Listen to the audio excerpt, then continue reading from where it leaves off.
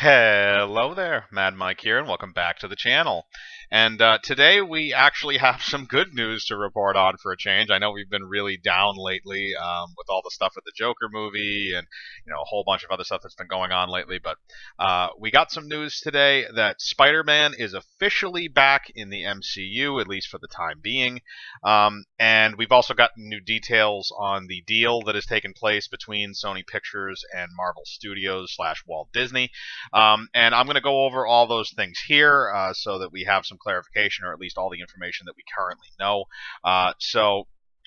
Again, to make a long story short, Spider-Man is back in the MCU. Reportedly, a deal was reached between Sony and Marvel late Thursday night, and the announcement was made today that Spider-Man would be coming back to the MCU. They are going to do the Spider-Man 3, or the third installment of his solo series, which apparently is going to be co-produced or co-financed by Marvel. Marvel is going to get 25% of the profit and also kick in 25% of the production budget, which is kind of similar to what we were seeing before when there was a 30% was on the table, but I guess they backed down to that 5%, so now that Marvel gets 25% of the profits of that film, in addition to paying 25% to the production costs. In addition, apparently Spider-Man will appear in another MCU film that will be done specifically by Disney. That Sony will not be involved in this one. So I'm guessing probably an Avengers movie or some kind of a team-up film that will be happening there, since those are really the ones that Marvel solely produces. Again, kind of like the Avengers and Captain America Civil War and stuff like that he's also appeared in. So that's fairly straightforward. Now the interesting stuff is where we go on the Sony side of things. Because like I said, Sony has been going Spider-Man crazy lately. They've greenlit, obviously they greenlit Venom 2. That's well into its pre-production stage at this point. They've been filming Morbius the Living Vampire. I believe the Silver and Black movie is still on the table. There's also apparently a Kraven the Hunter and a Silk movie that are in development right now over there.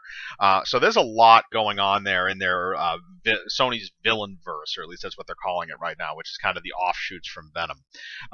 And the thing about Sony, and I don't really like this about them, is that when they get a film that's even moderately successful, and Venom was successful, it made $800 million, but I think that that film in a lot of cases was a happy accident. I don't necessarily think that, and also the fact that there was some Disney involvement in it in terms of the MCU, so I think maybe that might have helped it, in addition to some semi-honest advertising where people were kind of confused: was this in the MCU, was it not? So the thing is that the fact that they're greenlighting all these movies is the same thing they did with Amazing Spider-Man. After the first film came out, they were gearing up for Amazing Spider-Man 2. They said, oh, we're going to make a third one, we're going to make a Sinister Six movie, we're going to make a Spider-Gwen movie, and all this other stuff.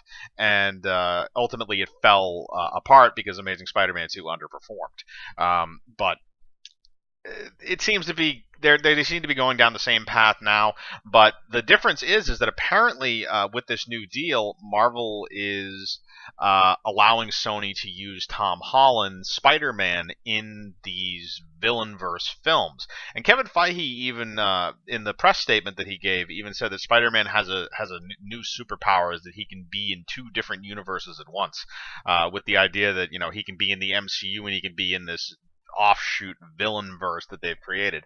So now, whether or not Disney is going to allow Sony to use some of their MCU characters in these films, or do whatever, is still up in the air. But it would be very interesting to see where Sony takes this, because there is rumors that they did want to put Spider-Man in Venom 2. There's also rumors that maybe he'll show up in some of those other spin-off movies in addition to his solo outing. And whether or not those are going to be linked into the MCU is still kind of up in the air. And again, I don't know if necessarily Marvel wants to give the green light on that, but we'll probably get clarification on it in the future.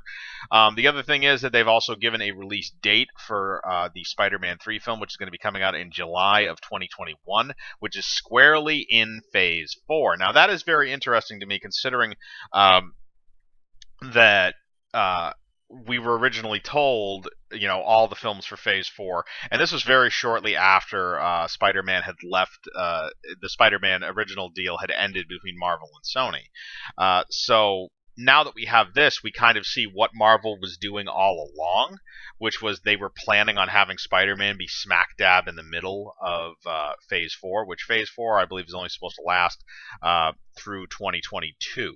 So it's interesting to see now. This was their original plan, was to have Spider-Man smack dab in the middle. So again, this makes sense. This makes a lot more sense as to why certain movies are coming out in certain spots. So they give him that big summer release again, like they did this year. So that'll be interesting. And then maybe in 2022 or 2023, we might see him in some kind of an Avengers or another big team up film. So that could be interesting. But in short, that's really most of the information we have now. Again, this has all been confirmed. There are all official releases. You can go see it basically at any major movie site if you want to read any of the information that I've already presented. But I'm pretty sure that there's really not much more aside from that, other than maybe like some speculation stuff. So ultimately, this is good for the MCU. This is the first good thing for the MCU in a while. But it's also a little bit limited, where right now we only have two films, even though that is going to last for a period of years. And it seems like if Marvel and Sony were willing to agree to this deal, then it would probably renew itself, assuming they're going to go forward and make more Spider-Man films and stuff like that. But really, we're not going to know. We're not going to know how long this is going to last until after that MCU film, the unnamed MCU film, premieres.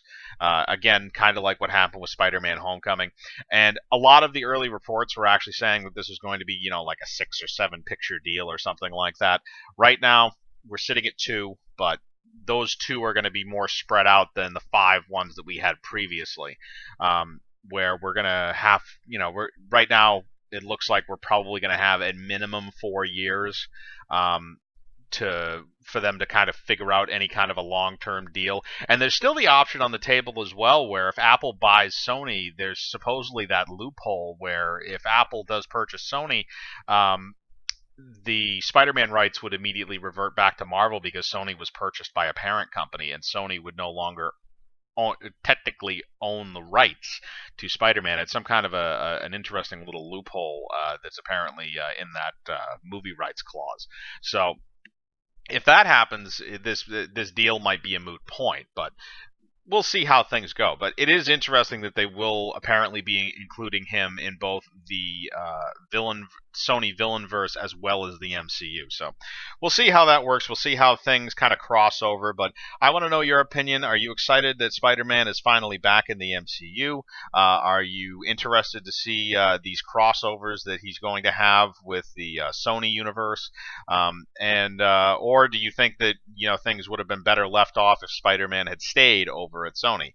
I'd like to know what your thoughts are. Put them in the comments below. Hit the bell for notifications, hit the like button, subscribe, and remember, I live my life free of compromise. Do you?